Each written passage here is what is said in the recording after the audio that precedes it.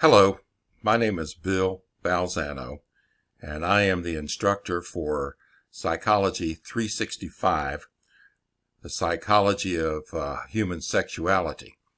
And it is a pleasure to welcome you to this class, and I find that this class is a necessary ingredient to those persons' studies who are going into the helping professions, particularly psychology, ministry, social work, Christian education, and education.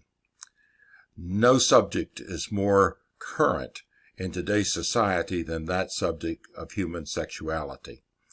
And it is a firm belief of mine that this course should and does introduce sexuality from a scientific standpoint, but also from a standpoint that introduces the morality of human sexuality.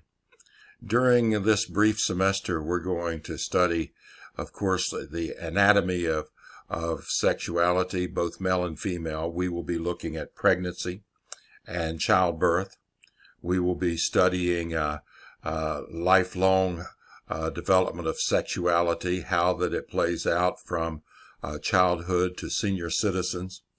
We'll be looking, too, at the power of sexuality, and in this study we'll be looking at how sexuality is used in terms of abuse, in terms of harassment.